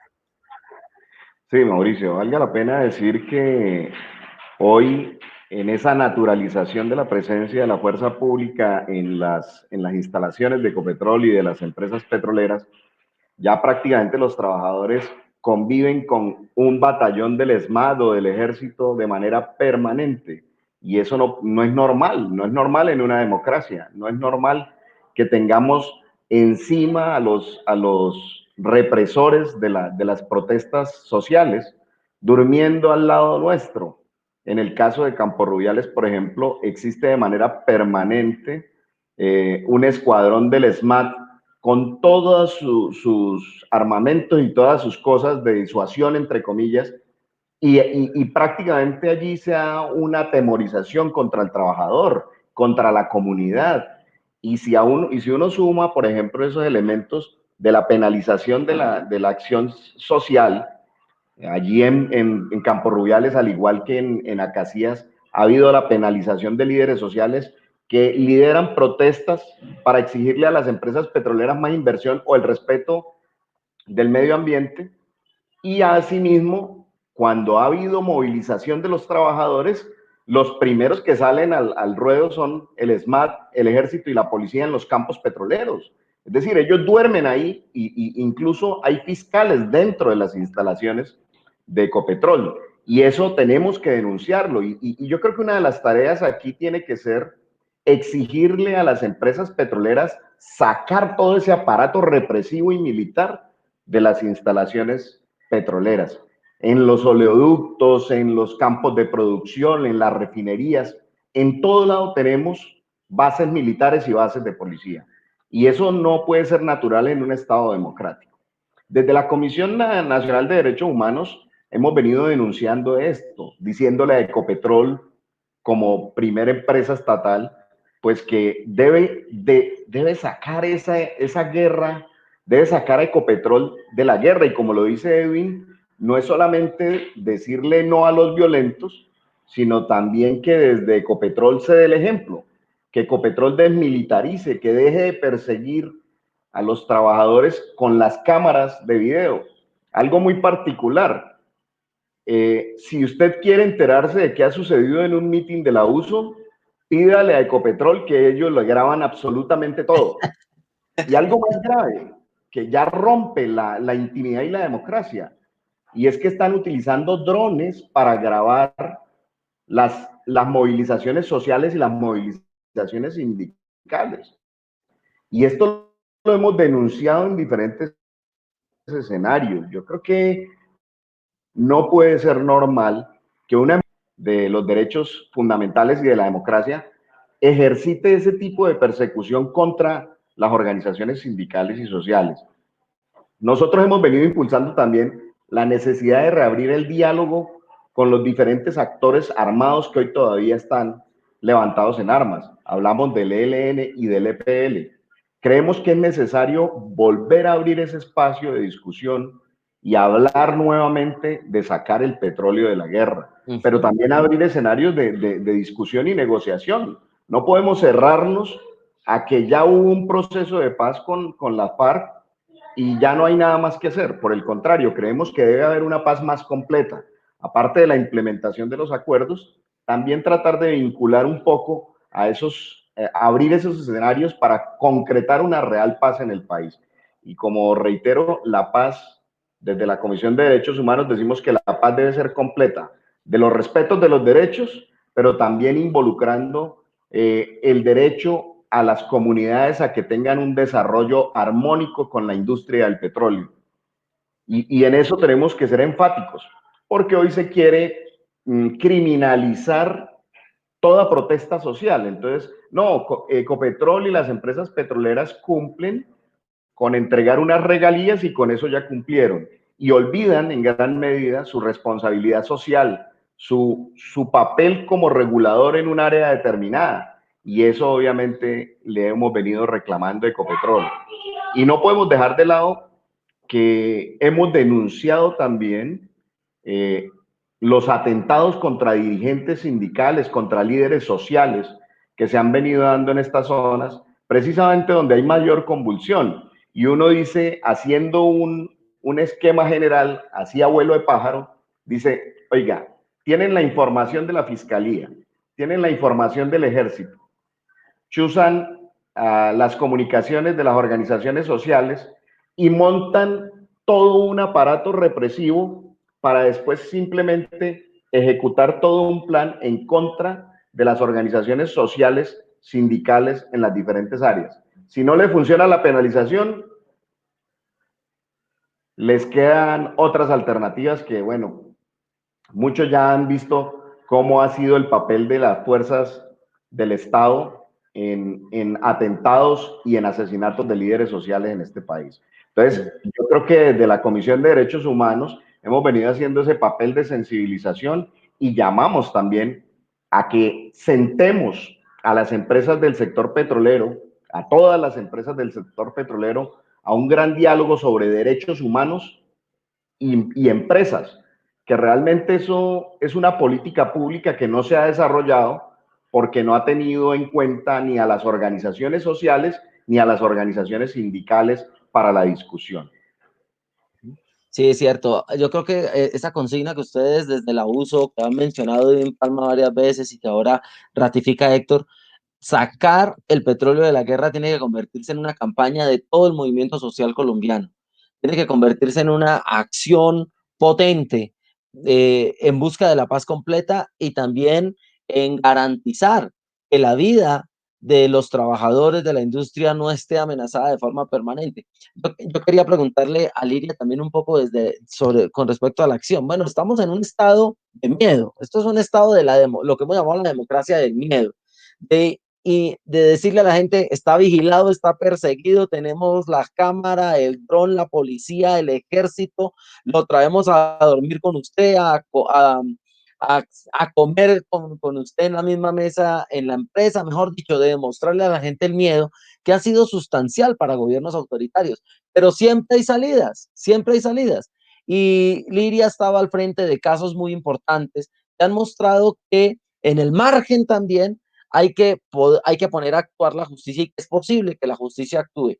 ¿Es posible actuar? ¿Es posible seguir utilizando las herramientas de la justicia? ¿Qué hacer al respecto, Liria? Bueno, esa pregunta era exactamente en lo que estaba pensando en este momento, Mauricio.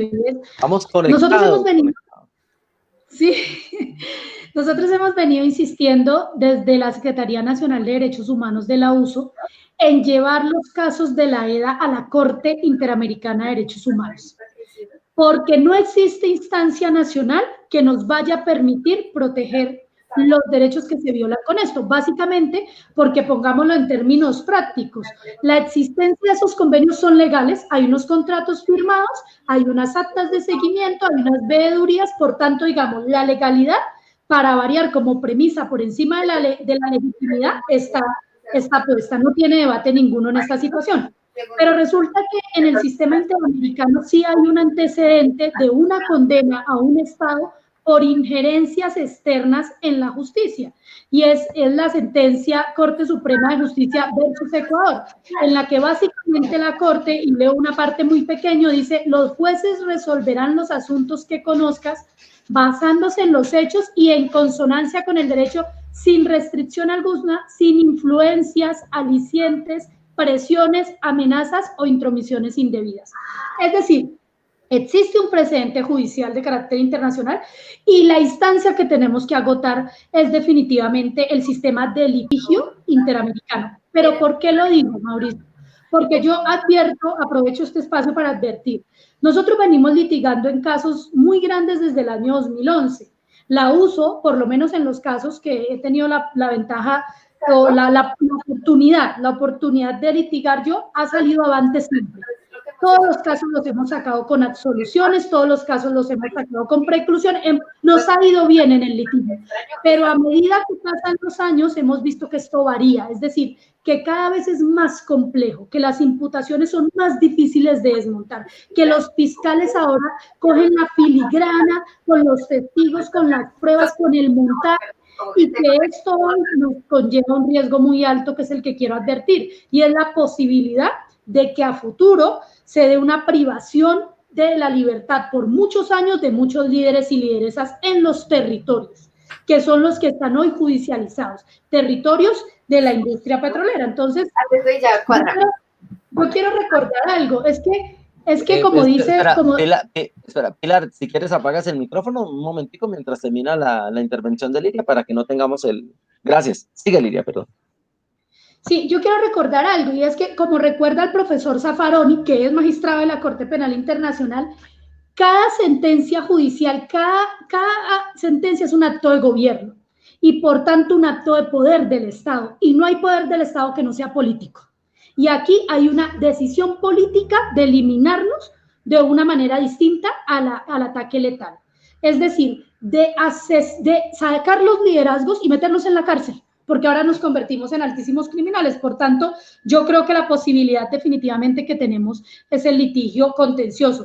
Por otro lado, hay que reconocer, y sea este el escenario, reconocer el buen trabajo que ha venido cumpliendo la Relatoría de Defensores de Derechos Humanos de la Comisión Interamericana, que desde el año 2015 en sus informes ha venido advirtiendo el uso de la judicialización, de la imputación de tipos penales que descontextualizan totalmente la protesta, como el terrorismo, que puntualmente lo señala la Comisión Interamericana, el trabajo que ha cumplido el relator de Naciones Unidas, que en el último informe, en el informe sobre derechos humanos, menciona 2 de los casos que acompaña y ha acompañado la Comisión de Derechos Humanos. El caso de Casanare, que tiene hoy todavía privados de la libertad en la cárcel de Yopal varios líderes, y los otros casos donde se habla de recibir dinero, concretamente los casos de Pacific Rubiales en el departamento del Meta.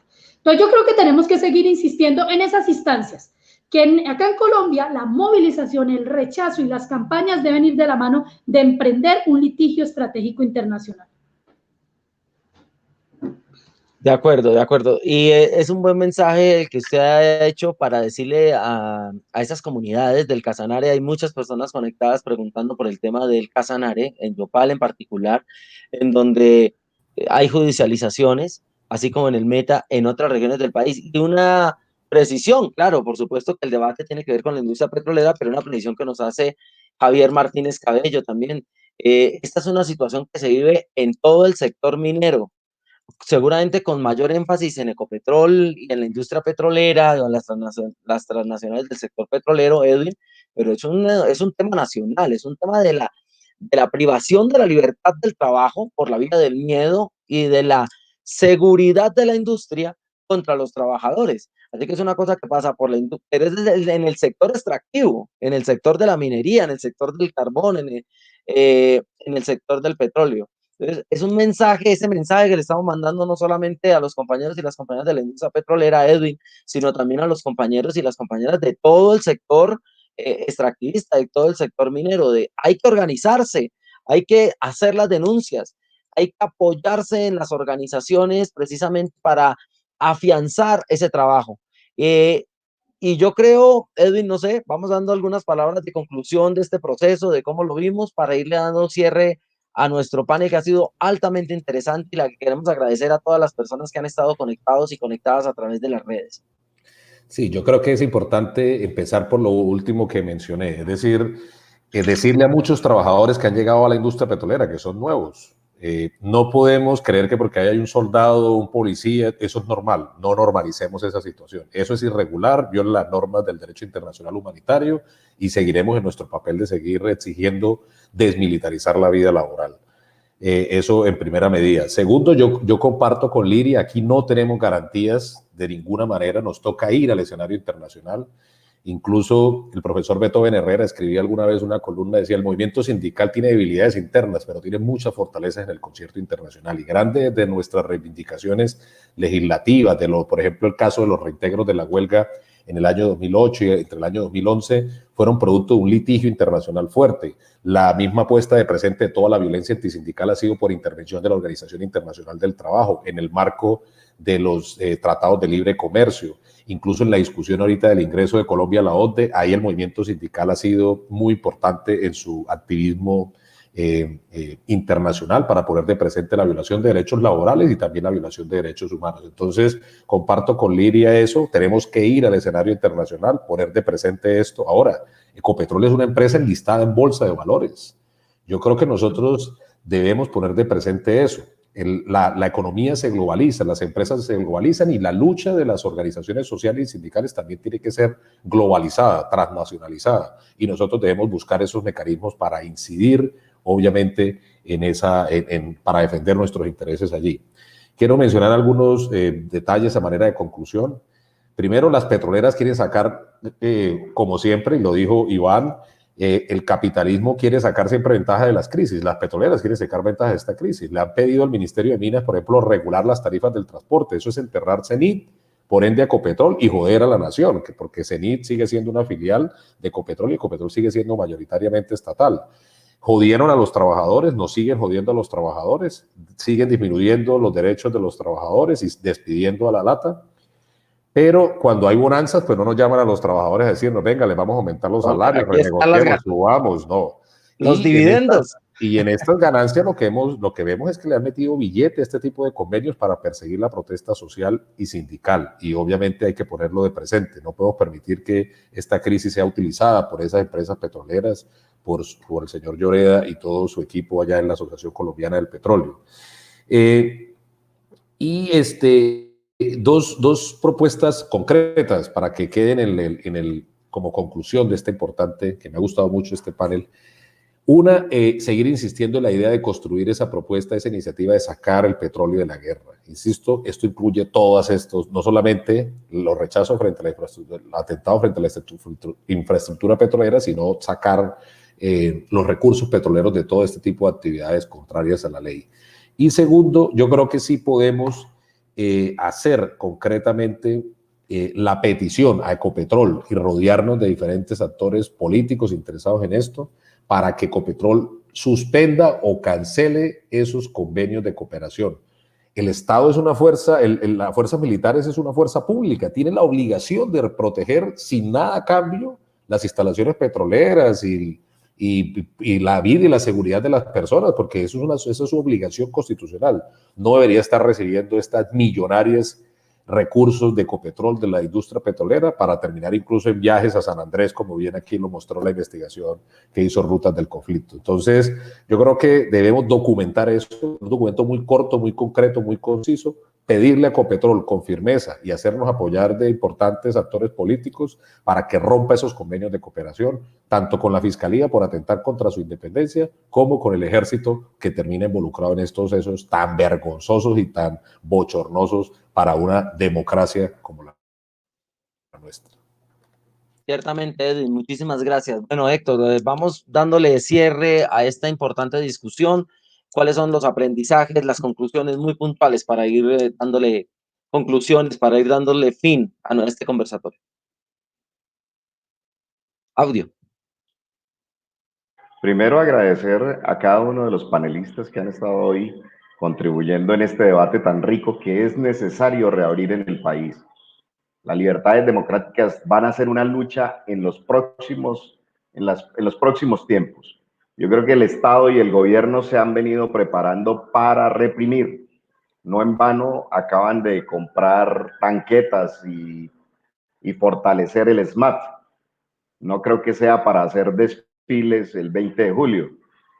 Y yo creo que eso tiene detrás de fondo una represión a una respuesta social que se va a dar porque se han evidenciado las falencias de este Estado, de este gobierno, las debilidades sociales que hay, los problemas graves sociales que hay. Y obviamente todo esto va a ser parte de ese devenir que vamos a tener que afrontar las organizaciones sociales. Sí. Nosotros, desde la Comisión de Derechos Humanos, es reclamar esto, que nos acompañen en esto, en esta discusión de la necesidad de tener garantías democráticas reales para los trabajadores, las comunidades en todo el país. Y eso pasa también por tener el respeto de las libertades democráticas de expresarse, de que las comunidades se puedan expresar.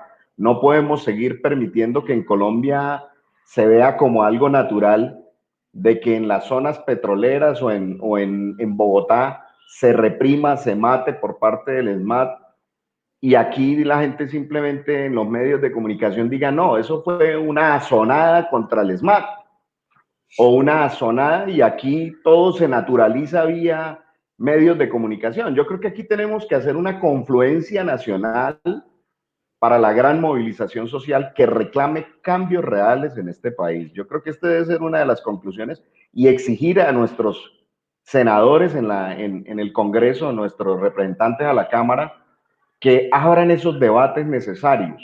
Y yo creo que también hay que reclamarle a ellos, que a los senadores de la República, que ejerzan su labor de control político, porque si no vamos a caer en un desafuero de parte de este gobierno que toma medidas, acaba de extender la emergencia económica, y con ello viene una serie de medidas que no pudieron implementar a través de proyectos ahí en el Congreso de la República, pero los querrán imponer vía decreto. Entonces ese es el llamar a la unidad. Creemos que este es un momento rico para llegar, pensar, unificar nuestras luchas y tratar de buscar un mejor país. Solamente una precisión, aunque Edwin de pronto nos puede aclarar más, ¿no? No prorrogó la emergencia, ¿no? Hicieron la jugadita, como le llama el senador Matías, dejar pasar unos días y declarar otra. Esta es nueva, esta no es la anterior, No, no esa es una prórroga, es otra nueva. No es una nueva. Y vienen con una nueva agenda. Por eso nos toca estar ahí truchas. Ahí la ANDI está poniendo agenda. Y este es el gobierno corporativista de los empresarios. Imagínense, sí, ya auxilios para las empresas, para los banqueros. Bueno, eso será motivo de otro. Pilar Puentes, muchísimas gracias por el trabajo que ustedes han realizado en esa labor valiente de investigación y de contarle a los trabajadores y a la ciudadanía esto que han investigado. Unas palabras de cierre para este foro. No, lo primero, darles muchas gracias a todas las personas que se conectaron un sábado en la mañana, que les importa el tema, y desde Rutas y desde la Liga contra el Silencio estaremos investigando y siguiéndole la pista a estos convenios, que siento que todavía hay mucha tela por cortar en materia de muchas cosas. Por ejemplo, ¿qué ha pasado con ese dinero perdido de esos convenios? ¿Cómo se les atribuye a los militares o a los policías los beneficios de los tiquetes aéreos y del bienestar personal y demás? Entonces, aquí estará Rutas para seguir ejerciendo un periodismo independiente y crítico, y también atentos a cualquier cosa que ustedes y demás líderes lo necesiten.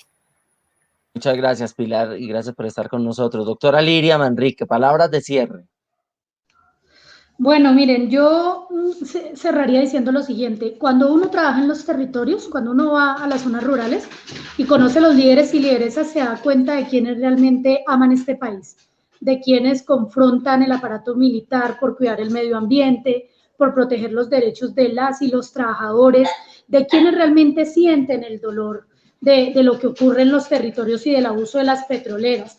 Y esto lo digo por lo siguiente: es simple entender por qué la industria del petróleo destina miles de millones de pesos a criminalizar y no a resolver los problemas en los territorios.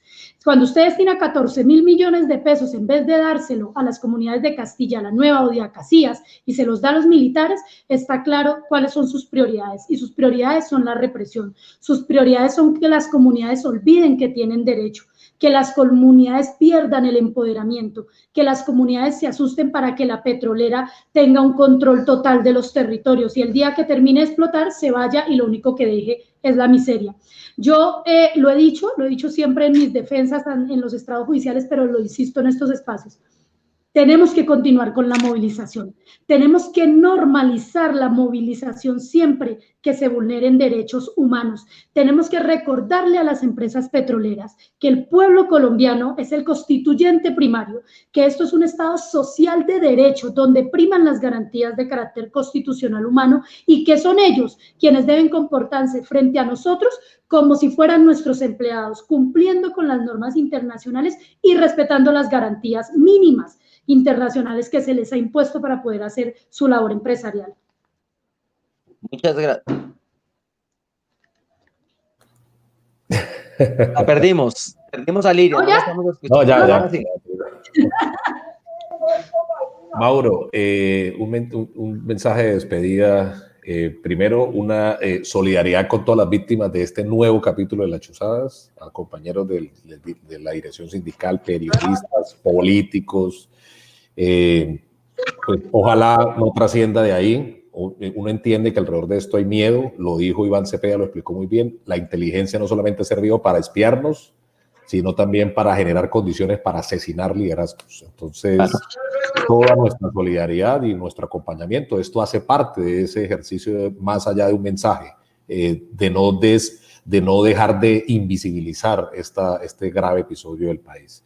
Agradecerles al trabajo enorme de Rutas del Conflicto, de Liga contra el Silencio, porque sin el trabajo de esas organizaciones, pues estaríamos también maniatados sin la información, y son muy valientes, de verdad que también muchas gracias. Gracias a Liria por también su valiente trabajo y acompañamiento a nuestra organización sindical en los casos que tienen que ver con persecución a líderes sociales y sindicales. Y finalmente, no podemos olvidar, es decir, esto no podemos dejar que se archive. Esta semana, incluso aquí estaba proponiendo por el interno, tenemos unos datos importantes, unas cifras dramáticas, tantos efectivos que viven de estos recursos de las petroleras, de las empresas mineras, tantos recursos que nos cuentan los colombianos, estos convenios. Pongámoslos en gráficas que la gente, porque desafortunadamente aquí no tenemos la cultura de leer documentos extensos, investigaciones, pero si ponemos eso en unas láminas muy concretas y las rotamos por las redes, yo sé que podemos llegar a más personas. Tenemos hoy hemos llegado a más de 14,000 personas hoy producto de esta transmisión, y un dato ya para finalizar histórico. Hoy hace 75 años el Ejército Rojo vencía en la Alemania nazi, y creo que en el marco de este importante foro que estamos, creo que si no hubiese sido por esa alianza y por el liderazgo del Ejército Rojo hace 75 años, hoy todo el mundo estuviera hablando alemán. Entonces creo que hoy estamos reivindicando un día histórico también para la historia de la humanidad. Sí, es cierto. Sacar a Ecopetrol y sacar el petróleo de la guerra, paz completa, suspensión de los convenios de seguridad firmados entre empresas transnacionales y el Estado que reprimen y violan los derechos fundamentales de la ciudadanía. Esos son algunos de los mensajes que ha dejado este importante diálogo. Denunciar las arbitrariedades de la fuerza pública, del ejército en las instalaciones de trabajadores, denunciar el hecho de que el ejército comparta las instalaciones de los trabajadores en violación al principio de la libertad del trabajo, que esas denuncias nos ayuden a ir ganando otro espectro, porque el embrujo autoritario, como le han llamado algunos desde hace unos años, a este modelo de miedo, medios de comunicación y antidemocracia, sigue siendo exitoso para algunos sectores de la población. Gracias a todas las personas que estuvieron atentos y atentas a la transmisión a través de el Facebook de la Comisión de Derechos Humanos y Paz del Abuso y de la página de la Red de Activismo Judicial Territorial, a ustedes por habernos permitido llegar a sus portales, a sus redes. Gracias a los que compartieron esta información, y no dejen de hacerlo. Si quieren, ayúdennos hoy con el hashtag Duque No Más Chuzadas.